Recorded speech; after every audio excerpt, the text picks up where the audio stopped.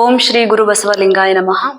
ಸೃಷ್ಟಿಕರ್ತ ಪರಮಾತ್ಮನನ್ನು, ಬಸವಾದಿ ಪ್ರಮಥರನ್ನು ಹಾಗೂ ದಾರ್ಶನಿಕ ಮಹಾಸಂತರನ್ನು ಹೃದಯ ಮಂದಿರದಲ್ಲಿ ಸ್ಮರಿಸಿಕೊಳ್ಳುತ್ತಾ ಪೂಜ್ಯ ಅಪ್ಪಾಜಿಯವರ ಚರಣ ಕಮಲಗಳಿಗೆ ಭಕ್ತಿಯ ಶರಣುಗಳನ್ನು ಸಲ್ಲಿಸಿ ತಮಗೆಲ್ಲರಿಗೂ ಶರಣಾರ್ಥಿ. ಹಾಲ ತೊರೆಗೆ ಬೆಲ್ಲದ ಕೆಸರು, ಸಕ್ಕರೆಯ ಮಳಲು, ಸಕ್ಕರೆಯ ಮಳಲು. ಹಾಲ ತೊರೆಗೆ ಬೆಲ್ಲದ ಕೆಸರು, ಸಕ್ಕರೆಯ ಮಳಲು, ಸಕ್ಕರೆಯ ಮಳಲು. ತವರಾಜದ ನೊರೆ ತೆರೆಯಂತೆ, ಆದ್ಯರ ವಚನವಿರಲು. ತವರಾಜದ ನೊರೆ ತೆರೆಯಂತೆ, ಆದ್ಯರ ವಚನವಿರಲು. ಬೇರೆ ಬಾವಿಯ ತೋಡೆ ಉಪ್ಪು ನೀರ ನುಂಗುವನ, ಬೇರೆ ಬಾವಿಯ ತೋಡೆ ಉಪ್ಪು ನೀರ ನುಂಗುವನ. ವಿಧಿಯಂತಾಯಿತು ಎನ್ನ ಮತಿ, ವಿಧಿಯಂತಾಯಿತು ಎನ್ನ ಮತಿ. ಕೂಡಲ ಸಂಗಮ ದೇವ, ಕೂಡಲ ಸಂಗಮ ದೇವ. ಹಾಲ ತೊರೆಗೆ ಬೆಲ್ಲದ ಕೆಸರು, ಸಕ್ಕರೆಯ ಮಳಲು, ಸಕ್ಕರೆಯ ಮಳಲು. ತವರಾಜದ ನೊರೆ ತೆರೆಯಂತೆ, ತವರಾಜದ ನೊರೆ ತೆರೆಯಂತೆ. ಆದ್ಯರ ವಚನವಿರಲು, ತವರಾಜದ ನೊರೆ ತೆರೆಯಂತೆ. ಆದ್ಯರ ವಚನವಿರಲು. ಬೇರೆ ಬಾವಿಯ ತೋಡೆ ಉಪ್ಪು ನೀರ ನುಂಗುವನ, ಬೇರೆ ಬಾವಿಯ ತೋಡೆ ಉಪ್ಪು ನೀರ ನುಂಗುವನ. ವಿಧಿಯಂತಾಯಿತು ಎನ್ನ ಮತಿ, ವಿಧಿಯಂತಾಯಿತು ಎನ್ನ ಮತಿ. ಕೂಡಲ ಸಂಗಮ ದೇವ, ಕೂಡಲ ಸಂಗಮ ದೇವ. ಹಾಲ ತೊರೆಗೆ ಬೆಲ್ಲದ ಕೆಸರು, ಸಕ್ಕರೆಯ ಮಳಲು, ಸಕ್ಕರೆಯ ಮಳಲು.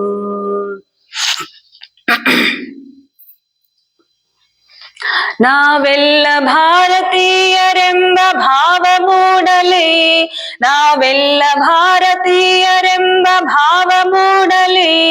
ನಮ್ಮಲ್ಲಿ ಭೇದ ಭಾವ ಪ್ರಭು ದೂರ ಮಾಡಲಿ. ನಾವೆಲ್ಲ ಭಾರತೀಯರೆಂಬ ಭಾವ ಮೂಡಲಿ, ನಾವೆಲ್ಲ ಭಾರತೀಯರೆಂಬ ಭಾವ ಮೂಡಲಿ. ನಮ್ಮಲ್ಲಿ ಭೇದ ಭಾವ ಪ್ರಭು ದೂರ ಮಾಡಲಿ. ನಾವು ಒಂದು ತೋಟದಲ್ಲಿ ಹಲವು ಬಣ್ಣ ಬಣ್ಣದ ಹೂಗಳು, ಅದರಂತೆ ನಮ್ಮ ದೇಶದಲ್ಲಿ ಹಲವು ಮತಗಳು. ಒಂದು ತೋಟದಲ್ಲಿ ಹಲವು ಬಣ್ಣ ಬಣ್ಣದ ಹೂಗಳು, ಅದರಂತೆ ಅದರಂತೆ ನಮ್ಮ ದೇಶದಲ್ಲಿ ಹಲವು ಮತಗಳು. ಆ ಹೂಗಳಂತೆ ಮತಗಳು ಮಕರಂದ ಬೀರಲಿ, ಆ ಹೂಗಳಂತೆ ಮತಗಳು ಸದ್ಭಾವ ಬೀರಲಿ. ನಮ್ಮಲ್ಲಿ ಭೇದ ಭಾವ ಪ್ರಭು ದೂರ ಮಾಡಲಿ. ನಾವೆಲ್ಲ ಭಾರತೀಯರೆಂಬ ಭಾವ ಮೂಡಲಿ, ನಮ್ಮಲ್ಲಿ ಭೇದ ಭಾವ ಪ್ರಭು ದೂರ ಮಾಡಲಿ. ನಾವು ಮನೆಯ ಕಟ್ಟುವಾಗ ಭೂಮಿ ಜಾತಿ ಕೇಳಿತೆ, ನಾವು ಶ್ವಾಸ ಎಳೆಯುವಾಗ ಗಾಳಿ ಕುಲವ ಕೇಳಿತೆ.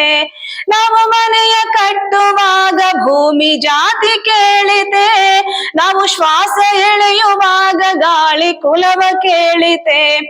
ಈ ಸೃಷ್ಟಿಯಲ್ಲಿ ಸರ್ವರು ಸಮನಾಗಿ ಬಾಳಲಿ, ಈ ಸೃಷ್ಟಿಯಲ್ಲಿ ಸರ್ವರು ಸಮನಾಗಿ ಬಾಳಲಿ, ನಮ್ಮಲ್ಲಿ ಭೇದ ಭಾವ ಪ್ರಭು ದೂರ ಮಾಡಲಿ, ನಾವೆಲ್ಲ ಭಾರತೀಯರೆಂಬ ಭಾವ ಮೂಡಲಿ, ನಮ್ಮಲ್ಲಿ ಭೇದ ಭಾವ ಪ್ರಭು ದೂರ ಮಾಡಲಿ. ಮಣ್ಣಿನಿಂದ ಆದ ಮಡಕೆ ಮಣ್ಣಿಗನ್ಯವೇ, ಚಿನ್ನದಿಂದ ಆದ ಒಡವೆ ಚಿನ್ನ ಕನ್ಯವೇ, ಮಣ್ಣಿನಿಂದ ಆದ ಮಡಕೆ ಮಣ್ಣಿಗನ್ಯವೇ, ಚಿನ್ನದಿಂದ ಆದ ಒಡವೆ ಚಿನ್ನ ಕನ್ಯವೇ, ನಿನ್ನಿಂದ ಆದ ಜೀವರು ನಿನ್ನಂತೆ ಬಾಳಲಿ, ನಿನ್ನಿಂದ ಆದ ಜೀವರು ನಿನ್ನಂತೆ ಬಾಳಲಿ, ನಮ್ಮಲ್ಲಿ ಭೇದ ಭಾವ ಪ್ರಭು ದೂರ ಮಾಡಲಿ, ನಾವೆಲ್ಲ ಭಾರತೀಯರೆಂಬ ಭಾವ ಮೂಡಲಿ, ನಮ್ಮಲ್ಲಿ ಭೇದ ಭಾವ ಪ್ರಭು ದೂರ ಮಾಡಲಿ. ದಯವೇ ಧರ್ಮವೆಂದು ಸಾರಿದಂತ ನಾಡಿದು, ಜಗಕ್ಕೆ ಶಾಂತಿ ಪಾಠ ಹೇಳಿದಂತ ಬೀಡಿದು, ದಯವೇ ಧರ್ಮವೆಂದು ಸಾರಿದಂತ ನಾಡಿದು, ಜಗಕ್ಕೆ ಶಾಂತಿ ಪಾಠ ಹೇಳಿದಂತ ಬೀಡಿದು, ಈ ದೇಶದಲ್ಲಿ ಶಾಂತಿಯು ಸ್ಥಿರವಾಗಿ ನೆಲೆಸಲಿ, ಈ ನಾಡಿನಲ್ಲಿ ಶಾಂತಿಯು ಸ್ಥಿರವಾಗಿ ನೆಲೆಸಲಿ, ನಮ್ಮಲ್ಲಿ ಭೇದ ಭಾವ ಪ್ರಭು ದೂರ ಮಾಡಲಿ, ನಾವೆಲ್ಲ ಭಾರತೀಯರೆಂಬ ಭಾವ ಮೂಡಲಿ, ನಮ್ಮಲ್ಲಿ ಭೇದ ಭಾವ ಪ್ರಭು ದೂರ ಮಾಡಲಿ. ಆ ಸೂರ್ಯನಂತೆ ಸಂತರು ಜಗ ಬೆಳಗಿ ಹೋದರು, ಆ ವರುಣನಂತೆ ಜ್ಞಾನ ಸುಧೆಯ ಧರೆಗೆ ಸುರಿದರು, ಆ ಸೂರ್ಯನಂತೆ ಸಂತರು ಜಗ ಬೆಳಗಿ ಹೋದರು, ಆ ವರುಣನಂತೆ ಜ್ಞಾನ ಸುಧೆಯ ಧರೆಗೆ ಸುರಿದರು, ಗುರು ಬಸವ ನಿನ್ನ ಜ್ಞಾನ ಬೋಧೆ ಮನದಿ ನಿಲ್ಲಲಿ, ಗುರು ಬಸವ ನಿನ್ನ ಜ್ಞಾನ ಬೋಧೆ ಮನದಿ ನಿಲ್ಲಲಿ, ನಮ್ಮಲ್ಲಿ ಭೇದ ಭಾವ ಪ್ರಭು ದೂರ ಮಾಡಲಿ, ನಾವೆಲ್ಲ ಭಾರತೀಯರೆಂಬ ಭಾವ ಮೂಡಲಿ, ನಾವೆಲ್ಲ ಭಾರತೀಯರೆಂಬ ಭಾವ ಮೂಡಲಿ, ನಮ್ಮಲ್ಲಿ ಭೇದ ಭಾವ ಪ್ರಭು ದೂರ ಮಾಡಲಿ, ನಮ್ಮಲ್ಲಿ ಭೇದ ಭಾವ ಪ್ರಭು ದೂರ ಮಾಡಲಿ, ನಮ್ಮಲ್ಲಿ ಭೇದ ಭಾವ ಪ್ರಭು ದೂರ ಮಾಡಲಿ. ಇವತ್ತು ಇದೇ ಒಂದು ಹಾಡಿನ ಒಂದು ಏನು ಚಿಂತನವನ್ನ ನಾವು ಮಾಡೋಣ ಇವತ್ತಿನ ದಿನ. ಸೊ ಈ ಒಂದು ಭಾವಗೀತೆ ಅಂದ್ರೆ ದೇಶಭಕ್ತಿ ಗೀತೆ, ಈ ಗೀತೆಯನ್ನ ಕೇಳಿದಾಗ ಸಾಮಾನ್ಯವಾಗಿ ಎಲ್ಲರಿಗೂ ಚೆನ್ನಾಗಿ ಅರ್ಥ ಆಗುತ್ತೆ. ಇದು ದೇಶದ ಬಗ್ಗೆ, ಆಮೇಲೆ ನಮ್ಮ ಒಂದು ಭಾರತದ ಒಂದು ಭಾವೈಕ್ಯತೆಯ ಬಗ್ಗೆ ಈ ಒಂದು ಗೀತೆಯಲ್ಲಿ ನಾವು ಒಂದು ಅಂದ್ರೆ ಸಂದೇಶವನ್ನ ನಾವು ನೋಡ್ತೀವಿ. ಸೊ ಈ ಗೀತೆಯನ್ನ ರಚನೆ ಮಾಡಿರ್ತಕ್ಕಂಥವ್ರು ನಿಮಗೆ ಗೊತ್ತಿರಬಹುದು, ಏನು ದೇವರು ಒಬ್ಬ ನಾಮ ಹಲವು ಅಂತ ಒಂದು ಮಂತ್ರವನ್ನೇ ಒಂದು ತಮ್ಮ ಜೀವನದ ಒಂದು ಉಸಿರನ್ನಾಗಿಸಿಕೊಂಡು ಸಮಾಜದಲ್ಲಿ ಒಂದು ಭಾವೈಕ್ಯತೆಯನ್ನ ಪ್ರಸಾರ ಮಾಡಿ ಸಮಾಜ ಸೇವೆಯನ್ನ ಮಾಡ್ತಾ ಇರ್ತಕ್ಕಂಥ, ಹಾಗೆ ಕನ್ನಡದ ಕಬೀರ ಅಂತ ಖ್ಯಾತರಾಗಿರ್ತಕ್ಕಂಥ ಶ್ರೀಯುತ ಇಬ್ರಾಹಿಂ ಸುತಾರ್ ಅವರು ಈ ಗೀತೆಯನ್ನ ರಚನೆ ಮಾಡ್ತಾರೆ. ಸೊ ಈ ಗೀತೆಯನ್ನ ನೋಡ್ರಿ, ಅವರು ಏನು ಮಹಾಲಿಂಗಪುರದಲ್ಲಿ ಅವರು 1940ರಲ್ಲಿ ಜನಿಸ್ತಾರೆ ಇಬ್ರಾಹಿಂ ಸುತಾರ್ ಅವರು. ಇಬ್ರಾಹಿಂ ಸುತಾರ್ ಅವರು ಮೂಲತಃ ಒಂದು ಏನು ಜಾತಿಯಿಂದ ಬಂದ್ಬಿಟ್ಟು ಅವರು ಮುಸ್ಲಿಮರಾಗಿರ್ತಾರೆ. ಅವರು ಕೇವಲ ಒಂದು ವಿದ್ಯಾಭ್ಯಾಸ ಮಾಡಿದ್ದು ಕೇವಲ 4ನೇ ತರಗತಿ ಅಂತ ನಾವು ಅವರ ಒಂದು ಏನು ಒಂದು ಚರಿತ್ರೆಯಲ್ಲಿ ನಾವು ನೋಡ್ತೀವಿ. ಅವರು ಬರೀ ಕೇವಲ ಒಂದು 4ನೇ ತರಗತಿಯನ್ನ ಮುಗಿಸಿರ್ತಕ್ಕಂಥ ಇಬ್ರಾಹಿಂ ಸುತಾರ್ ಅವರು ಇಂತಹ ಒಂದು ತುಂಬಾ ಅದ್ಭುತವಾದ ಒಂದು ಸಾಹಿತ್ಯವನ್ನ ರಚನೆ ಮಾಡುವಂತ ಶಕ್ತಿ ಅವರಲ್ಲಿ ಹೇಗೆ ಬಂತು ಅಂದ್ರೆ, ಸೊ ಅವರು ಚಿಕ್ಕ ವಯಸ್ಸಿನಲ್ಲೇ ಒಂದು ಸಂಗೀತ ಇರಬಹುದು, ಸಮಾಜ ಸೇವೆ ಇರಬಹುದು, ಮತ್ತೆ ಸಾಹಿತ್ಯದಲ್ಲೂ ಕೂಡ ಸಾಕಷ್ಟು ಸಾಹಿತ್ಯವನ್ನ ಅವರು ರಚನೆ ಮಾಡಿದ್ದಾರೆ ಇಬ್ರಾಹಿಂ ಸುತಾರ್ ಅವರು. ಅಂದ್ರೆ ಈ ಗೀತೆಯಲ್ಲಿ ಅವರು ಅಂದ್ರೆ ದೇಶಭಕ್ತಿ ಅವ್ರಿಗೆ ಹೇಗೆ ಬಂತು ಅಂದ್ರೆ ಸಾಮಾನ್ಯವಾಗಿ ಅವರು ತುಂಬಾ ದೇಶಭಕ್ತರಾಗಿರ್ತಾರೆ. ಒಂದು ದೇಶದ ಬಗ್ಗೆ ಕಾಳಜಿಯನ್ನ ವಹಿಸಿರ್ತಕ್ಕಂಥ ಒಂದು ಅವ್ರ ಮನೋಭಾವನೆ ಇರುತ್ತೆ ಒಂದು ಬಾಲ್ಯದಲ್ಲೇ ಕೂಡ. ಸೊ ಅವರು ಅದೇ ರೀತಿ ಒಂದು ಸಾಕಷ್ಟು ಒಂದು ವಿದ್ಯಾಭ್ಯಾಸ ಕಡಿಮೆ ಇದ್ರು ಕೂಡ ಒಂದು ಸಾಹಿತ್ಯ ರಚನೆಯಲ್ಲಿ ತುಂಬಾ ಅವರು ಮುಂಚೂಣಿಯಲ್ಲಿ ಇದ್ರು ಅಂತ ನಾವು ನೋಡ್ತೀವಿ. ಅವರ ಒಂದು ಚರಿತ್ರೆಯನ್ನು ಓದಿದಾಗ ತುಂಬಾ ಒಂದು ಪ್ರವಚನಕಾರರು ಕೂಡ ಆಗಿದ್ದಾರೆ ಅವರು. ನೀವೆಲ್ಲ ಯೂಟ್ಯೂಬ್ ನಲ್ಲಿ ಅವ್ರು ಬೇಕಾದ್ರೆ ನೋಡಬಹುದು, ಕೆಲವೊಬ್ರು ನೋಡಿರ್ತೀರು ಕೂಡ. ತುಂಬಾ ಒಂದು ಸೊಗಸಾಗಿ ಅವರು ಏನು ಪ್ರವಚನವನ್ನ ಮಾಡ್ತಾರೆ. ಸೊ ಇವಾಗ ನೋಡಿದಾಗ ಈ ಗೀತೆಯನ್ನ ನಾವು ನೋಡಿದಾಗ ಅಂದ್ರೆ ಅವರು ಒಂದು ತಮ್ಮ ಜೀವನವನ್ನ ಒಂದು ಸಮಾಜ ಸೇವೆಗೆ ಅದೇ ರೀತಿ ಒಂದು ಬಸವ ತತ್ವದಲ್ಲಿ ಅವರು ತುಂಬಾ ಒಂದು ನಂಬಿಕೆಯನ್ನ ಇಟ್ಕೊಂಡು ಬಸವ ತತ್ವದ ಪ್ರಕಾರ ತಮ್ಮ ಒಂದು ಜೀವನವನ್ನ ನಡೆಸ್ತಾ ಹೋಗ್ತಾರೆ. ಈ ಒಂದು ಗೀತೆಯನ್ನ ಅವರು ರಚನೆ ಮಾಡಿದಾಗ, ಈಗ ನಾವು ಈ ಗೀತೆಯನ್ನ ನೋಡಿದಾಗ ಸಾಮಾನ್ಯವಾಗಿ ಕರೆಕ್ಟ್ ಆಗಿ ಅರ್ಥ ಎಲ್ಲರಿಗೂ ಆಗುತ್ತೆ. ಅಂದ್ರೆ ನಮ್ಮ ಭವ್ಯವಾದ ಭಾರತದ ಇತಿಹಾಸದಲ್ಲಿ ನಾವು ಏನು ದೇಶದ ಒಂದು ಪ್ರಸ್ತಾವನೆಯಲ್ಲಿ ತಗೊಳ್ರಿ, ಸಂವಿಧಾನ ಪೀಠಿಕೆಯಲ್ಲಿ ತಗೊಳ್ರಿ, ಜಾತ್ಯತೀತತೆ ಒಂದು ಶಬ್ದವನ್ನ ನಾವೆಲ್ಲ ಓದಿದ್ದೀವಿ. ಅಂದ್ರೆ ಬೇರೆ ದೇಶಗಳಿಗೆ ಹೋಲಿಸಿದಾಗ ನಮ್ಮ ಒಂದು ಭಾರತ ದೇಶದಲ್ಲಿ ಅಂದ್ರೆ ಎಲ್ಲಾ ರೀತಿಯ ಜಾತಿ ಧರ್ಮದವರು ಕೂಡ ನಮ್ಮ ಭಾರತದಲ್ಲಿ ಇದ್ದಾರೆ. ಅದೇ ರೀತಿ ನಾವು ಹೇಗೆ ಭಾರತ ದೇಶದ ಸಂಸ್ಕೃತಿ ಹೇಗಿದೆ ಅಂದ್ರೆ ಪ್ರತಿಯೊಬ್ಬರನ್ನು ಕೂಡ ನಮ್ಮವರು, ನಾವೆಲ್ಲರೂ ಒಂದೇ ಅನ್ನೋ ಭಾವನೆಯಲ್ಲಿ ಬೇರೆ ದೇಶಗಳಿಗೆ ಹೋಲಿಸಿದಾಗ ನಮ್ಮ ಭಾರತ ದೇಶದಲ್ಲಿ ತುಂಬಾ ಅದನ್ನ ನಾವು ಕಾಣ್ತಾ ಹೋಗ್ತೀವಿ. ನಾವೆಲ್ಲರೂ ಕೂಡ ಒಂದು ಭಾರತ ದೇಶದಲ್ಲಿ ಹುಟ್ಟಿದ್ದು ನಮ್ಮೆಲ್ಲರಿಗೂ ಕೂಡ ಒಂದು ಹೆಮ್ಮೆ ಅಂತ ಈ ಒಂದು ಸಂದರ್ಭದಲ್ಲಿ ನಾ ಹೇಳಿಕೆ ಇಷ್ಟಪಡ್ತೀನಿ. ಈ ಗೀತೆಯ ಒಂದು ಅರ್ಥವನ್ನ ನಾವು ನೋಡ್ತಾ ಹೋದಾಗ, ನಾವೆಲ್ಲ ಭಾರತೀಯರೆಂಬ ಭಾವ ಮೂಡಲಿ, ನಮ್ಮಲ್ಲಿ ಇರುವಂತ ಭೇದ ಭಾವ ದೂರ. ಅಂದ್ರೆ ಪ್ರಭು ಅಂತಂದ್ರೆ ಇಲ್ಲಿ ಪರಮಾತ್ಮ ಅಂತ ನಾವು ಇಲ್ಲಿ ಅರ್ಥ ಮಾಡ್ಕೋಬೇಕು. ಇಬ್ರಾಹಿಂ ಸುತಾರ್ ಅವರು ಈ ಕವಿತೆಯನ್ನ ರಚನೆ ಮಾಡ್ತಾ ಇರುವಾಗ ಅವರು ಭಗವಂತನಲ್ಲಿ ಒಂದು ನಿವೇದನೆ ಮಾಡ್ತಾ ಹೋಗ್ತಾರೆ. ಅಂದ್ರೆ ಪ್ರಭು ಅಂತ ಒಂದು ಶಬ್ದವನ್ನ ಇಲ್ಲಿ ಬಳಸ್ತಾರೆ. ಅಂದ್ರೆ ಪರಮಾತ್ಮನ ಮುಂದೆ ಅವರು ಹೇಳ್ತಾರೆ, ನಾವೆಲ್ಲ ಭಾರತೀಯರೆಂಬ ಭಾವ ಮೂಡಲಿ, ನಮ್ಮಲ್ಲಿ ಇರ್ತಕ್ಕಂಥ ಭೇದ ಭಾವ ದೂರ ಮಾಡ್ಲಿ ಪ್ರಭು ಅಂತೇಳಿ. ಅಂದ್ರೆ ಮುಂದೆ 1ನೇ ನುಡಿಯಲ್ಲಿ ಅವ್ರು ಹೇಳ್ತಾರೆ, ಒಂದು ತೋಟದಲ್ಲಿ ಹಲವು ಬಣ್ಣದ ಹೂಗಳು, ಅದರಂತೆ ನಮ್ಮ ದೇಶದಲ್ಲಿ ಹಲವು ಮತಗಳು. ಸೊ ಅದನ್ನ ನಾವು ಹೇಳ್ತೀವಲ್ಲ, ನಮ್ಮ ದೇಶದಲ್ಲಿ ಎಲ್ಲಾ ರೀತಿಯ ಜಾತಿಯವರು ಕೂಡ ಇದ್ದಾರೆ. ಸೊ ಆದ್ರೂ ಕೂಡ ನಮ್ಮ ಒಂದು ದೇಶದಲ್ಲಿ, ಭಾರತ ದೇಶದಲ್ಲಿ ಭಾವೈಕ್ಯತೆ ಒಂದು ಜಾತ್ಯತೀತತೆ ಅಂದ್ರೆ ಐಕ್ಯತೆ ಅನ್ನೋದು ತುಂಬಾ ನಾವು ನೋಡ್ತೀವಿ ಪ್ರತಿಯೊಂದು ಸಂಸ್ಕೃತಿಯಲ್ಲಿ. ಇವಾಗ ನೋಡ್ರಿ, ನಾವ್ ಇಲ್ಲಿ ಮಹಾಮನೆಯನ್ನೇ ತಗೊಳ್ರಿ.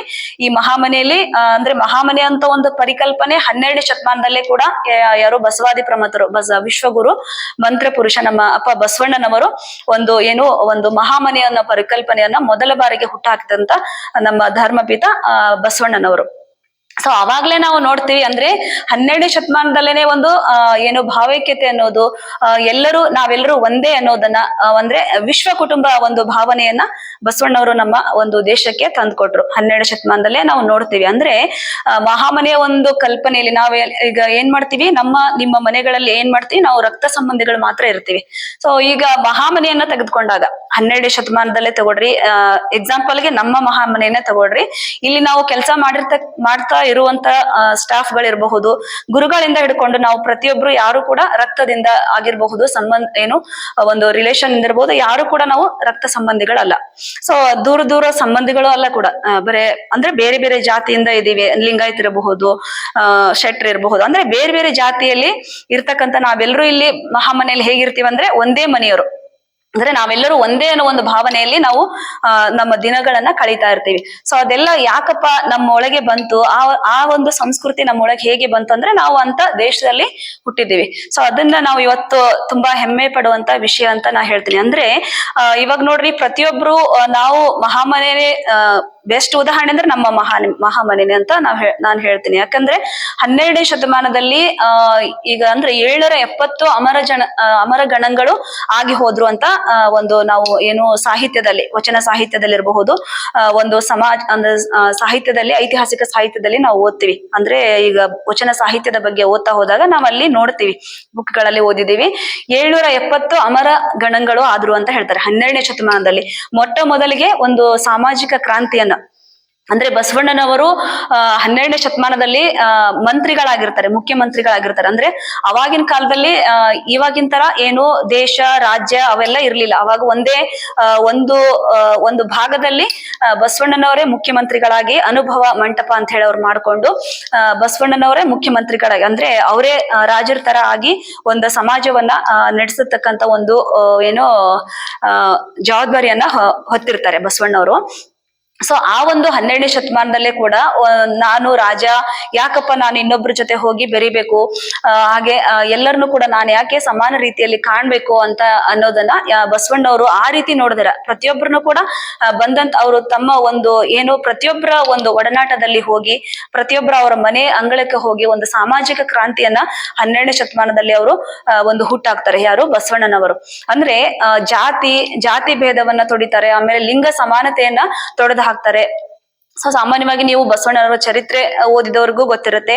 ಮತ್ತ ಈಗ ಏನು ವಿದ್ಯಾಭ್ಯಾಸ ಮಾಡಿರ್ತೀವಲ್ಲ ಅಲ್ಲೂ ಕೂಡ ನಾವು ಬಸವಣ್ಣನವರ ಚರಿತ್ರೆ ಇರಬಹುದು, 12ನೇ ಶತಮಾನದ ಶರಣರು ಏನೇನೆಲ್ಲ ಸಾಧನೆ ಮಾಡಿದ್ರು, ಯಾವ್ಯಾವ್ದ ಕ್ರಾಂತಿಗಳನ್ನ ತಂದು ಒಂದು ಭಾರತ ದೇಶಕ್ಕೆ ಏನೋ ಒಂದು ಭಾವೈಕ್ಯತೆ ಇರಬಹುದು, ನಾವೆಲ್ಲರೂ ಒಂದೇ ಅಂತ ಭಾವನೆಯನ್ನ ತಂದ್ರು ಅಂತ ನಾವು ಸುಮಾರು ನಾವು ವಿದ್ಯಾಭ್ಯಾಸದಲ್ಲಿ ಇರಬಹುದು ಓದಿರ್ತೀವಿ. ಇತ್ತೀಚಿನ ಒಂದು ವಚನ ಸಾಹಿತ್ಯದಲ್ಲೂ ಕೂಡ ನಾವು ಓದಿರ್ತೀವಿ. ಸೊ 12ನೇ ಶತಮಾನದಲ್ಲೇ ಇರ್ತಕ್ಕಂಥ ಎಲ್ಲ ಶರಣರು ಅಂದ್ರೆ ಇವಾಗ ಸಾಕಷ್ಟು ಶರಣರು, ಒಂದು ಉದಾಹರಣೆಗೆ ಒಬ್ರು ಇಬ್ರನ್ನ ತಗೋಬಹುದು. ಈಗ ಸರ್ವಜ್ಞನವರು ತಗೊಳ್ರಿ, ಆಮೇಲೆ ಮೋಳಿಗೆ ಮಾರಯ್ಯನವರು ತಗೊಳ್ರಿ. ಮೋಳಿಗೆ ಮಾರಯ್ಯನವರು ಬಂದ್ಬಿಟ್ಟು ಒಂದು ಭೂಪಾಲ ದೇಶದ ರಾಜರಾಗಿರ್ತಕ್ಕಂಥವ್ರು ಏನ್ ಮಾಡ್ತಾರೆ, ಅವರು ತಮ್ಮದೇ ಒಂದು ಐಶ್ವರ್ಯ ಸಂಪತ್ತು ಎಲ್ಲ ಇರುತ್ತೆ ಅವ್ರ ಕಡೆ. ಸೊ ಆದ್ರೂ ಕೂಡ ಸಮಾಜದಲ್ಲಿ ನಡೀತಕ್ಕಂಥ ಏನು ಸಾಮಾಜಿಕ ಪಿಡುಗುಗಳು, ಭ್ರಷ್ಟಾಚಾರ, ಆಮೇಲೆ ದುಃಖ, ನೋವು, ಸಂಕಟ ಇವನ್ನೆಲ್ಲ ನೋಡಿ ಅವರು ಒಂದು ವೈರಾಗ್ಯವನ್ನ ತಾಳಿ ಎಲ್ಲರ ಕಷ್ಟ ಸುಖಗಳಿಗೆ ನಾವು ಆಗಿ ಅಂದ್ರೆ ಕಾಯಕ ಮಾಡಿ ನಾವು ಕೂಡ ಎಲ್ಲರಂತೆ ಸಾಮಾನ್ಯರಂತೆ ಬದುಕಬೇಕು ಅಂತ ಮೋಳಿಗೆ ಮಾರಯ್ಯನವರು ತಮ್ಮ ಒಂದು ರಾಜ ಪದವಿಯನ್ನ ತೊರೆದು ತಮ್ಮ ಒಂದು ಏನೋ ಅವರ ಐಶ್ವರ್ಯವನ್ನ ತರೋದು ಸಾಮಾನ್ಯರಾಗಿ ಜೀವನವನ್ನ ನಡೆಸಬೇಕು ಅಂತ ಒಂದು ಹಳ್ಳಿಗೆ ಬಂದು ಕಟ್ಟಿಗೆ ಮಾರುವ ಕಾಯಕವನ್ನ ಮಾಡ್ಕೊಂಡು ಅವರು ಅಂದ್ರೆ ಒಂದು ತಮ್ಮ ಒಂದು ಪದವಿಯನ್ನ ತ್ಯಜಿಸಿ ಕಟ್ಟಿಗೆ ಮಾರುವಂತ ಕಾಯಕವನ್ನ ಮಾಡ್ಕೊಂಡು ಸಮಾಜದಲ್ಲಿ ಎಲ್ರಿಗೂ ಕೂಡ ಅಂದ್ರೆ ಕಾಯಕದಿಂದ ಬಂದಂತನ್ನ ಸ್ವಲ್ಪ ಅದರಲ್ಲಿ ಒಂದ್ ಸ್ವಲ್ಪ ಏನು ಸಮಾಜಕ್ಕೂ ಕೊಟ್ಟು ಒಂದು ಸ್ವಂತಕ್ಕೂ ಒಂದು ತಮ್ಮ ಒಂದು ಜೀವನಕ್ಕೂ ಉಪಜೀವನಕ್ಕೂ ಬಳಸ್ಕೊಂಡು ಈ ರೀತಿ ಒಂದು ಅಂದ್ರೆ ತುಂಬಾ ಜನರನ್ನ ನಾವು ನೋಡ್ತೀವಿ. ಏನು ಬಸವಾದ 12ನೇ ಶತಮಾನದಲ್ಲಿ ಆಗಿ ಹೋಗಿರ್ತಕ್ಕಂಥ ಶರಣರ ಒಂದು ಕಾಯಕ, ಅವರ ದಾಸೋಹ, ಆಮೇಲೆ ಜಂಗಮ, ಪ್ರತಿಯೊಬ್ಬರನ್ನು ಕೂಡ ಎಲ್ಲರೂ ನಮ್ಮೋರು ಅಂತ ಒಂದು ಭಾವನೆಗಳನ್ನ ನಾವು ಓದ್ತಾ ಹೋದಾಗ ನಮ್ಗೆ ಗೊತ್ತಾಗುತ್ತೆ. ಸೊ 12ನೇ ಶತಮಾನದಲ್ಲಿ ಅಂದ್ರೆ ಸ್ವಾತಂತ್ರ್ಯ ಪೂರ್ವದಲ್ಲೇ ಕೂಡ ನಮ್ಮ ದೇಶದಲ್ಲಿ ಭಾವೈಕ್ಯತೆ ಅಂದ್ರೆ ನಾವೆಲ್ಲರೂ ಒಂದೇ ಅಂತ, ಆಮೇಲೆ ವಿಶ್ವ ಕುಟುಂಬಕ ಒಂದು ಪದ್ಧತಿಯನ್ನ ನಾವು 12ನೇ ಶತಮಾನದಲ್ಲೇ ಕಾಣ್ತಾ ಹೋಗ್ತೀವಿ. ಇಲ್ಲಿ ಇಬ್ರಾಹಿಂ ಸುತಾರ್ ಅವರು ಬರೀತಾರೆ, ನಮ್ಮ ದೇಶ ಅಂದ್ರೆ ನಾವು ಯಾವುದೇ ಒಂದು ತೋಟವನ್ನ ತಗೊಳ್ರಿ, ಒಂದು ತೋಟದಲ್ಲಿ ನಾವು ಸಾವಿರಾರು ಅಂದ್ರೆ ಬೇರೆ ಬೇರೆ ಕಲರ್ ಅಂತ ಒಂದು ಹೂಗಳನ್ನ ಬೆಳೆಸಿರ್ತೀವಿ. ಸೊ ಅದೇ ರೀತಿ ನಮ್ಮ ದೇಶದಲ್ಲೂ ಕೂಡ ಸಾಕಷ್ಟು ಬೇರೆ ಬೇರೆ ಜಾತಿಗಳ ಜನ ನಮ್ಮ ದೇಶದಲ್ಲಿ ವಾಸ ಮಾಡ್ತಾ ಇರ್ತಾರೆ ಅಂತ ಹೇಳ್ತಾರೆ. ಸೊ ಅಂದ್ರೆ ಇಷ್ಟೆಲ್ಲ ಇದ್ದಾಗ್ಲೂ ಕೂಡ ಆದ್ರೂ ಕೂಡ ಮನುಷ್ಯನ ಒಂದು ಸಹಜ ಗುಣಧರ್ಮ ಹೇಗಿರುತ್ತಂದ್ರೆ ಸಾಮಾನ್ಯವಾಗಿ ನಾನು ಹೆಚ್ಚು, ನನ್ನ ಜಾತಿಯಿಂದ ನಾನು ಹೆಚ್ಚು ಅನ್ನೋದನ್ನ ಇವಾಗ್ಲೂ ಕೂಡ ನಾವು ಎಷ್ಟೇ 12ನೇ ಶತಮಾನದಲ್ಲಿ ಕ್ರಾಂತಿಗಳನ್ನ ಓದಿದ್ರು ಕೂಡ ಸುಮಾರು ಜನ ಎಂದ್ರು ಬಸವ ತತ್ವದಲ್ಲಿ ನಡ್ಕೊಂಡ್ರು ಕೂಡ ಅಲ್ಲೋ ಒಬ್ರು ಇಲ್ಲೊಬ್ರು ಕೂಡ ಆದ್ರೂ ಕೂಡ ಒಂದು ಜಾತಿ ಪದ್ಧತಿಯನ್ನ ಇವಾಗ್ಲೂ ನಾವು ಇವತ್ತಿನ ಪರಿಸ್ಥಿತಿಯಲ್ಲೂ ಕೂಡ ನಾವು ಅಲ್ಲೋ ಇಲ್ಲೋ ಒಂದು ಉದಾಹರಣೆನ ನಾವು ನೋಡ್ತಾ ಇರ್ತೀವಿ. ಸೊ ಅಂದ್ರೆ ನಾವು ಇದನ್ನೆಲ್ಲ ತೋರಿದ್ರು ಎಲ್ಲರೂ ನಾವು ಅಂದ್ರೆ ಜಾತಿ ಆಮೇಲೆ ಲಿಂಗ ಸಮಾನತೆ ಇದನ್ನೆಲ್ಲ ತೋರಿದ್ರು ನಾವು ಸಮಾಜದಲ್ಲಿ ಎಲ್ಲರೂ ಒಂದೇ ಅನ್ನೋ ಭಾವನೆಯನ್ನ ನಾವು ಬೆಳೆಸ್ಕೊಂಡು ಜೀವನ ಮಾಡ್ಬೇಕು ಅಂತ ಈ ಒಂದು ಏನು ಸಾಹಿತ್ಯದಲ್ಲಿ ನೋಡ್ತೀವಿ. ಹಾಗೆ ಮುಂದೆ 2ನೇ ನುಡಿಯಲ್ಲಿ ಹೇಳ್ತಾರೆ ಅದೇ ರೀತಿ ಅಂದ್ರೆ ಭಾರತದ ಒಂದು ಭವ್ಯ ಭಾರತದ ಒಂದು ಭಾವೈಕ್ಯತೆಯನ್ನು ಅವರು ಮತ್ತೆ ಹೇಳ್ತಾರೆ. ಅಂದ್ರೆ ನಾವು ಮನೆ ಕಟ್ಟುವಾಗ ಭೂಮಿ ಏನು ಜಾತಿಗೆ ಕೇಳೋದಿಲ್ಲ. ನಾವು ಎಲ್ಲೇ ಒಂದು ಮನೆ ಕಟ್ಬೋದು, ಯಾವುದೇ ಒಂದು ನಾವು ಭೂಮಿಯನ್ನ ತಗೊಳ್ತೀವಿ, ತೆಗೆದುಕೊಂಡಾಗ್ತೀವಿ ಅಂದ್ರೆ ತಗೊಳ್ಳುವಾಗ ಒಂದು ಏನೋ ಭೂಮಿ ಇದ್ದವರು ಇನ್ನೊಬ್ರಿಗೆ ಮಾರ್ಲಿಕ್ಕೆ ನೋಡ್ತಾರೆ. ಅಂದ್ರೆ ಯಾರ ಜಾತಿ ಕೊಟ್ರೆ ನಮ್ಗೆ ಏನ್ ಒಳ್ಳೇದಾಗತ್ತೆ ಇಂಥದೆಲ್ಲ ಶಾಸ್ತ್ರ ಅದನ್ನೆಲ್ಲ ನಾವು ಇವಾಗ್ಲೂ ಕೂಡ ನಾವು ನೋಡ್ತಾ ಇರ್ತೀವಿ. ಅಂದ್ರೆ ಅವರಿಗೆ ಕೊಟ್ಟಾಗ ನಮಗೇನಾದ್ರೂ ಕೆಟ್ಟದ್ದಾಗುತ್ತಾ ಅಥವಾ ಒಳ್ಳೇದಾಗುತ್ತಾ ಎಲ್ಲಾನು ಕೂಡ ಮಾರುವಂತವ್ರು ನೋಡ್ತಾ ಇರ್ತಾರೆ, ತೆಗೆದುಕೊಳ್ಳುವವರು ಕೂಡ ನೋಡ್ತಾ ಇರ್ತಾರೆ. ಸೊ ಅಂದ್ರೆ ತೆಗೆದುಕೊಳ್ಳೋ ಮನುಷ್ಯ ನೋಡ್ತಾನೆ ಹೊರತು ಇವತ್ತು ನಾವು ಭೂಮಿ ತಗೊಂಡು ಅಲ್ಲಿ ಮನೆ ಕಟ್ಟುವಾಗ ಭೂಮಿ ನಮ್ಮ ಹತ್ರ ನೀ ಯಾವ ಜಾತಿಯವನು ಏನು ಕೇಳಂಗಿಲ್ಲ. ಇವಾಗ ನಾವು ಉಸಿರಾಡೋ ಗಾಳಿನೂ ಕೂಡ ನಮ್ಗೆ ನೀ ಯಾವ ಜಾತಿಯವನು, ನಾನು ನಿಮ್ ಹತ್ರ ಬರಲ್ಲ ಅಂತ ಹೇಳಿ ಪ್ರಕೃತಿ ಯಾವತ್ತೂ ಕೂಡ ನಮಗೆ ಆ ತರ ಹೇಳಲ್ಲ ಅನ್ನೋದನ್ನ ಈ ಒಂದು ಎರಡನೇ ನುಡಿಯಲ್ಲಿ ಹೇಳ್ತಾರೆ. ಅಂದ್ರೆ ಮತ್ತು ಕೂಡ ಅವರ ಸಮಾನತೆಯನ್ನ ಕೂಡ ಸಮಾನತೆಯನ್ನೇ ಈ ಒಂದು ಎರಡನೇ ನುಡಿಯಲ್ಲೂ ಕೂಡ ಹೇಳ್ತಾರೆ. ಹಾಗೆ ಮುಂದೆ ಹೋಗ್ತಾ ಹೇಳ್ತಾರೆ, ಮಣ್ಣಿನಿಂದ ಆದ ಮಡಕೆ ಮಣ್ಣಿಗನ್ನೆವೆ, ಅಂದ್ರೆ ಚಿನ್ನದಿಂದ ಆದ ಒಡವೆ ಚಿನ್ನ ಕನ್ನೆವೆ. ಅಂದ್ರೆ ಮಣ್ಣಿನಿಂದ ಒಂದು ಏನೋ ಒಂದು ಕುಂಬಾರ ಒಂದು ಪಾತ್ರೆಯನ್ನ ಮಾಡ್ತಾನೆ ಅಂತ ಇಟ್ಕೊಳ್ರಿ.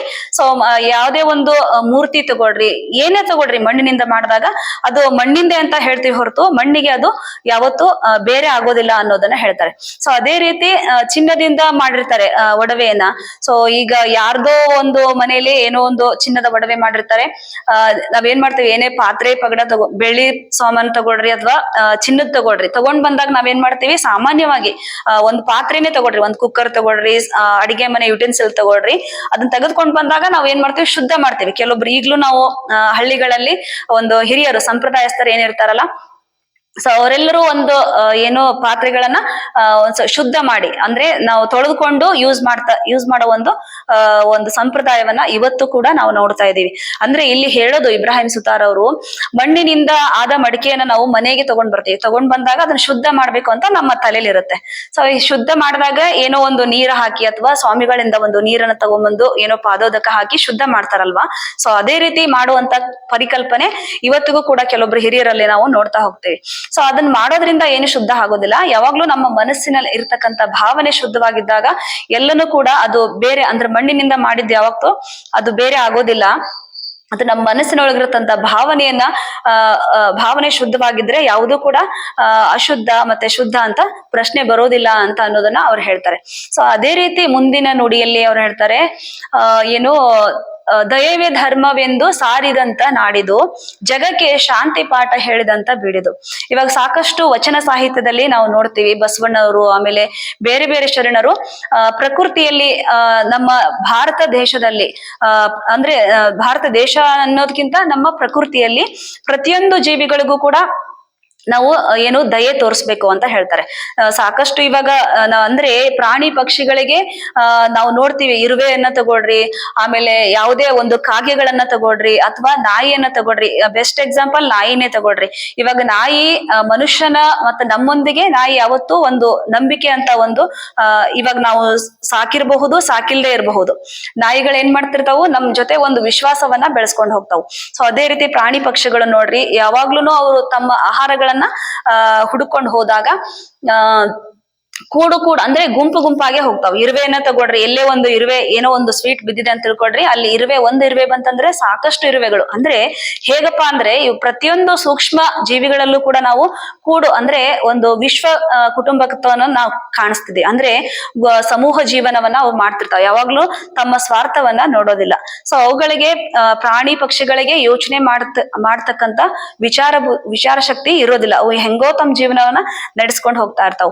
ಬಟ್ ಈ ಒಂದು ನುಡಿಯಲ್ಲಿ ಇವ್ರು ಹೇಳೋದು, ಇಬ್ರಾಹಿಂ ಸುತಾರ್ ಅವ್ರು ಹೇಳೋದು, ಮನುಷ್ಯರಾದಂತ ನಾವು ಏನ್ ಮಾಡ್ತೀವಿ, ಯಾವಾಗ್ಲೂ ಕೂಡ ನಾವು ಬರೀ ಸ್ವಾರ್ಥ, ನಮ್ಮ ಒಂದು ಒಳಿತನ್ನ, ನಮ್ಮದೇ ಆದ ಒಂದು ಪ್ರಪಂಚವನ್ನ ಕಟ್ಕೊಂಡು ನಮ್ಮದೇ ಸ್ವಾರ್ಥಕ್ಕೆ ನಾವು ಯಾವಾಗ್ಲೂ ಬಡದಾಡ್ತಾ ಹೋಗ್ತೀವಿ. ಸೊ ಅವ್ರು ಇದರಲ್ಲಿ ಈ ನುಡಿಯಲ್ಲಿ ಹೇಳೋದು, ಯಾವಾಗ್ಲೂ ಕೂಡ ಪ್ರತಿಯೊಬ್ಬ ಒಂದು ಹುಟ್ಟಿದಂತ ಮನುಷ್ಯ ಪ್ರತಿಯೊಬ್ರು ಇನ್ನೊಬ್ರ ಜೊತೆ ನಾವು ಸಹವಾಸವನ್ನ ಮಾಡಿದಾಗ, ಇನ್ನೊಬ್ರ ಜೊತೆ ನಾವು ಒಂದು ಸ್ನೇಹವನ್ನ ಮಾಡಿದಾಗ, ಇನ್ನೊಬ್ಬರ ಒಂದು ಕಷ್ಟ ಸುಖಗಳಿಗೆ ಯಾವತ್ತು ಕರಗುವಂತ ಮನಸ್ಸು ನಮ್ಮದಾಗಿರ್ಬೇಕು ಅಂತ ಹೇಳ್ತಾರೆ. ಅಂದ್ರೆ ನಮ್ಮ ದೇಶದಲ್ಲಿ ಆ ರೀತಿ ಒಂದು ಭಾರತದಲ್ಲಿ ಮಾತ್ರ ನಾವು ಆ ರೀತಿ ಸಂಪ್ರದಾಯವನ್ನ ಕಾಣ್ಲಿಕ್ಕೆ ಸಾಧ್ಯ ಅನ್ನೋದನ್ನ ಒಂದು ಇವ 4ನೇ ನುಡಿಯಲ್ಲಿ ಹೇಳ್ತಾರೆ. ಸೊ ಇವಾಗ ಕೊನೆ ನುಡಿಯಲ್ಲಿ ಅವ್ರು ಹೇಳ್ತಾರೆ, ತುಂಬಾ ಒಂದು ಅರ್ಥಗರ್ಭಿತ, ಅಂದ್ರೆ ಪ್ರತಿಯೊಂದು ನುಡಿಗಳಲ್ಲೂ ಕೂಡ ಒಂದು ಭಾರತದ ಒಂದು ಐಕ್ಯತೆಯನ್ನ, ಭವ್ಯ ಭಾರತದ ಒಂದು ಸಂಪ್ರದಾಯವನ್ನ, ಭಾರತದಲ್ಲಿ ಹೇಗೆ ನಮ್ಮ ಭಾರತ ದೇಶ ಪ್ರತಿಯೊಂದರಲ್ಲಿ ಎಷ್ಟು ಒಂದು ಭವ್ಯವಾದ ಒಂದು ಇತಿಹಾಸವನ್ನ ಹೊಂದಿದೆ ಅನ್ನೋದನ್ನ ಕೊನೆ ನುಡಿಯಲ್ಲಿ ಅವ್ರು ಹೇಳ್ತಾರೆ. ಅಂದ್ರೆ ನೀವು ಕೇಳಿರ್ತೀರಿ, ಭಾರತದ ಬಗ್ಗೆ ನಮಗೆಲ್ಲರಿಗೂ ತುಂಬಾ ಚೆನ್ನಾಗಿ ಗೊತ್ತು, ಎಷ್ಟು ಓದಿದ್ರು ಕೂಡ ನಮ್ಮ ದೇಶದ ಬಗ್ಗೆ ಕಡಿಮೆನೇನೆ. ಅಂದ್ರೆ ನಮ್ಮ ಭಾರತಕ್ಕೆ ಸ್ವಾತಂತ್ರ್ಯ ಅಂದ್ರೆ ಆ ಸೂರ್ಯನಂತೆ ಸಂತರು ಜಗ ಬೆಳಗಿ ಹೋದರು, ಆ ವರುಣನಂತೆ ಜ್ಞಾನ ಸುದೆಯ ಧರೆಗೆ ಸುರಿದರು ಅಂತ ಹೇಳ್ತಾರೆ. ಇಲ್ಲಿ ಆ ಸೂರ್ಯನಂತೆ ಸಂದರು ಜಗ ಬೆಳಗಿ ಹೋದರು. ನಮ್ಮ ಭಾರತ ದೇಶಕ್ಕೆ ಸ್ವಾತಂತ್ರ್ಯವನ್ನ ತಂದುಕೊಟ್ಟು, ಅಂದ್ರೆ ತಮ್ಮ ಅಮೂಲ್ಯವಾದ ಸಮಯವನ್ನು, ತಮ್ಮ ಅಮೂಲ್ಯವಾದ ಪ್ರಾಣವನ್ನ ಒಂದು ದೇಶಕ್ಕಾಗಿ ಪ್ರಾಣ ತ್ಯಾಗ ಮಾಡಿ ನಮ್ಮ ದೇಶಕ್ಕೆ ಇವತ್ತು ನಾವೆಲ್ಲ ಇಷ್ಟು ಚೆನ್ನಾಗಿ ಮಹಾಮನೇಲಿ ಕೂತ್ಕೊಂಡು, ಅಥವಾ ಎಲ್ಲ ತಗೊಳ್ರಿ, ಇವಾಗ ಗಂಡಸರಿರ್ಬಹುದು ಹೆಂಗಸರಿರ್ಬಹುದು, ನಿರ್ಭಯವಾಗಿ ಈ ಒಂದು ದೇಶದಲ್ಲಿ ಅಂದ್ರೆ ಎಲ್ಲರೂ ಕೂಡ ಒಬ್ಬಂಟಿಯಾಗಿ, ಎಷ್ಟು ಒಂದು ಮಧ್ಯರಾತ್ರಿಯಲ್ಲೇ ತಗೊಳ್ರಿ, ಒಂದು ಧೈರ್ಯವಾಗಿ ಇವತ್ತು ನಾವು ಸ್ವತಂತ್ರವಾಗಿ, ಅಂದ್ರೆ ಯಾವುದೇ ರೀತಿ ಭಯ ಒಂದು ಇಲ್ದೇನಾ ಸುರಕ್ಷಿತವಾಗಿ ಹೊರಗೆ ಹೋದಂತ ಇವತ್ತು ಹೆಣ್ಮಗಳಿರಬಹುದು, ಗಂಡಸರಿರಬಹುದು, ಸುರಕ್ಷಿತವಾಗಿ ಮನೆಗೆ ಬರ್ಲಿಕ್ಕೆ, ಅಂದ್ರೆ ನಿರ್ಭಯವಾಗಿ ನಾವು ಜೀವನ ಮಾಡ್ಲಿಕ್ಕೆ ಅಂತ ಒಂದು ವಾತಾವರಣವನ್ನ ತಂದುಕೊಟ್ಟು, ತಮ್ಮ ಒಂದು ಪ್ರಾಣವನ್ನ ತ್ಯಾಗ ಮಾಡಿ ದೇಶಕ್ಕೆ ಸ್ವಾತಂತ್ರ್ಯವನ್ನ ತಂದು ಕೊಟ್ಟಿದ್ರಿಂದ ನಾವು ಎಲ್ಲರೂ ಇವತ್ತು ಇಷ್ಟು ನಿರಾಳವಾಗಿ, ಸಂತೋಷವಾಗಿ, ಒಂದು ತುಂಬಾ ಒಂದು ಸಮಾಧಾನವಾಗಿ, ಒಂದು ಒಳ್ಳೆಯ ಜೀವನವನ್ನ ಕಟ್ಕೊಂಡು ನಮ್ಮ ಜೀವನವನ್ನ ನಡೆಸ್ಕೊಳ್ಲಿಕ್ಕೆ ಸಾಧ್ಯ ಆಗಿದೆ ಅಂತಂದ್ರೆ ಇವತ್ತು ದೇಶಕ್ಕೆ ಸ್ವಾತಂತ್ರ್ಯ ಕೊಟ್ಟು, ಅಂದ್ರೆ ಮಹಾ ಸಂತರಿರಬಹುದು, ಆಮೇಲೆ ತ್ಯಾಗಿಗಳಿರಬಹುದು, ವೀರ ಯೋಧರಿರಬಹುದು, ಆರ್ಮಿಯಲ್ಲಿ ಇರಬಹುದು, ಅಂದ್ರೆ ಸಾಕಷ್ಟು ವಿಜ್ಞಾನಿಗಳಿರಬಹುದು, ಎಲ್ಲಾ ಕ್ಷೇತ್ರಗಳಲ್ಲೂ ಕೂಡ ಬರೀ ಸ್ವಾತಂತ್ರ್ಯ ತಂದುಕೊಟ್ಟವ್ರು ಅಷ್ಟೇ ಇಲ್ಲ, ಸ್ವಾತಂತ್ರ್ಯ ಬಂದಾದ್ಮೇಲೆ ಸಾಕಷ್ಟು ಮಹಾನ್ ಸಾಧು, ಆಮೇಲೆ ಮಹಾನ್ ಬುದ್ಧ ತಗೊಳ್ರಿ, ಆಮೇಲೆ ಏನು 12ನೇ ಶತಮಾನದಲ್ಲಿ ಆಗಿ ಹೋಗಿರ್ತಕ್ಕಂಥ ಶರಣೆಯರನ್ನು ತಗೊಳ್ರಿ, ಪ್ರತಿಯೊಬ್ರು ಕೂಡ ಅವರು ತಮ್ಮ ಜೀವನವನ್ನ ಪ್ರತಿಯೊಂದು ಹಂತದಲ್ಲೂ ಎಷ್ಟು ಕಷ್ಟ ಇತ್ತಪ್ಪ ಅಂದ್ರೆ ನಮಗೆ ಯಾರಿಗೂ ಇವತ್ತು ಅಷ್ಟೊಂದು ಕಷ್ಟ ಇಲ್ಲ. ಯಾಕೆಂದ್ರೆ ಇವತ್ತಿನ ಜೀವನ ನಮಗೆ ನಮ್ಮ ತಂದೆ ತಾಯಿಗಳು ಎಲ್ಲ ರೀತಿಯಿಂದ, ಅಂದ್ರೆ ನಮಗೆ ಯಾವುದೇ ರೀತಿಯಿಂದ ಕಷ್ಟ ಗೊತ್ತಾಗದೇ ಇರೋ ತರ ನಮ್ಮ ತಂದೆ ತಾಯಿಗಳು ನಮ್ಮನ್ನು ಬೆಳೆಸ್ತಾರೆ. ಯಾಕೆಂದ್ರೆ ಹುಟ್ಟಿದ ತಕ್ಷಣ ನಮಗೆ ಒಳ್ಳೆ ವಿದ್ಯಾಭ್ಯಾಸ ಕೊಡಿಸ್ತಾರೆ, ಒಳ್ಳೆ ವಿದ್ಯಾಭ್ಯಾಸ ತಂದ ತಕ್ಷಣ ನಮಗೆ ಒಂದು ಒಳ್ಳೆ ಉದ್ಯೋಗನೂ ಸಿಗುತ್ತೆ, ಉದ್ಯೋಗ ಆದ ತಕ್ಷಣ ನಮಗೆ ಮದ್ವೆ ಮಾಡ್ತಾರೆ, ಮದ್ವೆ ಮಾಡಿ ಮನೆಯನ್ನು ಕಟ್ಟಿ ಕೊಡ್ತಾರೆ ಇವಾಗಿನ ತಂದೆ ತಾಯಿಗಳು. ಸೊ ಎಷ್ಟು ನಾವು ಅದೃಷ್ಟವಂತರು ಅಂದ್ರೆ ನಮಗೆ ಯಾವುದೇ ರೀತಿ ಕಷ್ಟದ ಒಂದು ಏನು ಒಂದು ಅರಿವನ್ನು ಕೂಡ ನಮ್ಮ ಅರಿವಿಗೆ ಬರದೇ ಇರೋ ತರ ನಮ್ಮನ್ನ ಇವತ್ತಿನ ತಂದೆ ತಾಯಿಗಳು ಬೆಳೆಸ್ತಾರೆ. ಸೊ ಅಂತ ತಂದೆ ತಾಯಿಗಳನ್ನ ನಾವು ಪಡಿಲಿಕ್ಕೆ ನಾವೆಲ್ಲರೂ ತುಂಬಾ ಏನೋ ಅದೃಷ್ಟವಂತರು ಅಂತ ನಾ ಹೇಳ್ತೀನಿ. ಯಾಕೆ ಅಂದ್ರೆ ಅವಾಗಿನ ಕಾಲದಲ್ಲಿ ನಾವು ಇತಿಹಾಸ ಏನು ಬಸವಾದಿ ಶರಣರನ್ನ ಅಥವಾ 12ನೇ ಶತಮಾನದ ಶರಣರಿರಬಹುದು, ಅಥವಾ ಸ್ವಾತಂತ್ರ್ಯ ನಂತರ ಬಂದಂತಹ ಬುದ್ಧ ಮಹಾವೀರರಿರಬಹುದು, ಏನೋ ಇತಿಹಾಸದಲ್ಲಿ ಬರ್ತಕ್ಕಂತ ಸಾಕಷ್ಟು ಹೋರಾಟಗಾರರನ್ನ ನಾವು ನೋಡ್ತೀವಿ. ಎಲ್ರದ್ದು ಕೂಡ ನಾವು ಇತಿಹಾಸದಲ್ಲಿ ಓದಿರ್ತೀವಿ ಸಾಕಷ್ಟು. ಅಂದ್ರೆ ಯಾರ್ದು ಕೂಡ ಅಷ್ಟು ಸರಳವಾಗಿ ಇಲ್ಲ ಜೀವನ. ಅಂದ್ರೆ ಪ್ರತಿಯೊಂದು ಕ್ಷಣದಲ್ಲೂ ಕೂಡ ಅವರು ತಮ್ಮ ಪ್ರಾಣವನ್ನ ಒಂದು ಮುಷ್ಟಿಯಲ್ಲಿ ಇಟ್ಕೊಂಡು ದೇಶಕ್ಕಾಗಿ ಒಂದು ಹೋರಾಟ ಮಾಡಿ, ಒಂದು ಸಮಾಜಕ್ಕಾಗಿ ಒಂದು ಹೋರಾಟವನ್ನ ಮಾಡಿ, ತಮ್ಮ ಪ್ರಾಣವನ್ನು ಕೂಡ ಲೆಕ್ಕಿಸದೆ ದೇಶಕ್ಕಾಗಿ ಅವರು ಹೋರಾಟ ಮಾಡಿ ದೇಶಕ್ಕೆ ಸ್ವಾತಂತ್ರ್ಯವನ್ನು ತಂದುಕೊಟ್ರು. ಅದೇ ರೀತಿ ನಮ್ಮೆಲ್ಲರಿಗೂ ಕೂಡ ಒಂದು ಮಾದರಿಯಾಗಿ ನಿಂತ ಸಾವಿರಾರು ಜನರನ್ನ ನಾವು ನೋಡ್ತೀವಿ. ಅಂದ್ರೆ ಇಲ್ಲಿ ಎಲ್ಲ ಒಂದು ಒಟ್ಟಾರೆಯಾಗಿ ಈ ಒಂದು ಇಬ್ರಾಹಿಂ ಸುತಾರ್ ಅವರ ಗೀತೆಯಲ್ಲಿ ನಾವು ನೋಡೋದು ಏನಂತಂದ್ರೆ, ಒಂದು ನಮ್ಮ ದೇಶದಲ್ಲಿ ಪ್ರತಿಯೊಂದು ಲಿಂಗ ಸಮಾನತೆ ಇರಬಹುದು, ಆಮೇಲೆ ಭಾವೈಕ್ಯತೆ ಇರಬಹುದು, ನಾವೆಲ್ಲರೂ ಒಂದೇ ಅನ್ನೋ ಭಾವನೆ ಇರಬಹುದು, ಆಮೇಲೆ ನಮ್ಮ ದೇಶದಲ್ಲಿ ಪ್ರತಿಯೊಂದು ಜೀವಿಗಳಲ್ಲಿ ಅಂದ್ರೆ ನಾವು ಹೇಗೆ ಬದುಕಬೇಕು, ಪ್ರತಿಯೊಬ್ಬರಲ್ಲೂ ಕೂಡ ನಾವು ಪ್ರತಿಯೊಬ್ಬರನ್ನು ಪ್ರೀತಿಸ್ಬೇಕು, ನಮ್ಮನ್ನು ನಾವು ಪ್ರೀತಿಸ್ಬೇಕು. ಅಂದ್ರೆ ಮುಖ್ಯವಾಗಿ ನಾವು ಅಂದ್ರೆ ಪರಮಾತ್ಮ ನಮಗೆ ಏನ್ ಕೊಟ್ಟಿದ್ದಾನೆ ಬದುಕನ್ನ, ನಮ್ಮ ದೇಹ ಇರಬಹುದು, ನಮಗೆ ಕೊಟ್ಟಂತ ರೂಪ ಇರಬಹುದು, ನಮಗೆ ಕೊಟ್ಟಂತ ಜೀವನ ಇರಬಹುದು, ಎಲ್ಲವನ್ನು ಕೂಡ ಪರಮಾತ್ಮ ಯಾವುದೂ ಕೂಡ ಏನೋ ಒಂದು ಕಾರಣ ಇಲ್ಲದೆ ಕೊಟ್ಟಿರೋದಲ್ಲ. ಅದಕ್ಕೆಲ್ಲದಕ್ಕೂ ಕೂಡ ಪರಮಾತ್ಮ ಇವತ್ತು ಏನೇ ನಮಗೊಂದು ಕರುಣೆ ಮಾಡಿರ್ಲಿ, ಅದಕ್ಕೆಲ್ಲದಕ್ಕೂ ಒಂದು ಕಾರಣ ಇರುತ್ತೆ ಅನ್ನೋದನ್ನ ನಾವು ಅರ್ಥ ಮಾಡ್ಕೊಂಡು, ನಮಗೇನ್ ಪರಮಾತ್ಮ ಕೊಟ್ಟಿದ್ದಾನೆ ಆ ಜೀವನವನ್ನ ಅಪ್ಪಿಕೊಂಡು ಅದನ್ನ ಪ್ರೀತಿಸಿ ಅದ್ರ ಜೊತೆಗೆ ನಾವು ಜೀವನವನ್ನ ಮಾಡ್ತಾ ಹೋದಾಗ ನಾವು ಎಲ್ಲರೂ ಕೂಡ ಜೀವನದಲ್ಲಿ ಯಾವ್ದಾದ್ರು ಒಂದು ನಮ್ಮ ಕ್ಷೇತ್ರಗಳಲ್ಲಿ, ಅಂದ್ರೆ ನಿಮಗ ಯಾವ ಒಂದು ಕ್ಷೇತ್ರದಲ್ಲಿ ನಿಮಗೆ ಆಸಕ್ತಿ ಇದೆ ಆ ಒಂದು ಕ್ಷೇತ್ರದಲ್ಲಿ ನಿಮ್ಮ ಒಂದು ವಿದ್ಯೆಯನ್ನ ಬೆಳೆಸ್ಕೊಂಡು, ಒಂದು ಗುರುವಿನ ಮಾರ್ಗದರ್ಶನದಿಂದ ವಿದ್ಯೆಯನ್ನ ಬೆಳೆಸ್ಕೊಂಡು ಒಂದು ಒಳ್ಳೆ ರೀತಿಯಲ್ಲಿ ಜೀವನವನ್ನ ಕಟ್ಕೊಂಡು ಒಳ್ಳೆ ರೀತಿಯಲ್ಲಿ ಬದುಕಬೇಕು ಅಂತ ನಾವು ಒಂದು ದೇಶಭಕ್ತಿ ಗೀತೆಯಿಂದ ನಾವು ಅರ್ಥ ಮಾಡ್ಕೋತೀವಿ. ತುಂಬಾ ಅದ್ಭುತವಾದ ಸಾಹಿತ್ಯ ತುಂಬಾ ಚೆನ್ನಾಗಿದೆ. ಇಬ್ರಾಹಿಂ ಸುತಾರ್ ತುಂಬಾ ಚೆನ್ನಾಗಿ ಬರೆದಿದ್ದಾರೆ. ಆಮೇಲೆ ನನಗೆ ಒಂದ್ ಸ್ವಲ್ಪ ಧ್ವನಿ ಸರಿ ಇರ್ಲಿಲ್ಲ ಇವತ್ತು. ತುಂಬಾ ಇನ್ನೂ ಚೆನ್ನಾಗಿ ನಾನು ಹಾಡ್ತೀನಿ, ಎಲ್ಲರೂ ಕೂಡ ಕಲ್ತ್ಕೋಬಹುದು. ಅಂದ್ರೆ ರಾಗ ಅಷ್ಟೊಂದು ಕಠಿಣವಾಗಿಲ್ಲ ಈ ಗೀತೆ, ತುಂಬಾ ದೇಶಭಕ್ತಿ ಗೀತೆ ತುಂಬಾ ಚೆನ್ನಾಗಿದೆ. ನೀವೆಲ್ಲರೂ ಕಲ್ತ್ಕೊಂಡು ಆಮೇಲೆ ಸಭೆ ಸಮಾರಂಭಗಳಲ್ಲಿ ದೇಶಭಕ್ತಿ ಗೀತೆಯನ್ನಾಗಿ ಇದನ್ನ ತುಂಬಾ ಚೆನ್ನಾಗಿ ಹಾಡ್ಬೋದು, ಎಲ್ರು ಕೂಡ ಕಲ್ತ್ಕೊಡ್ರಿ.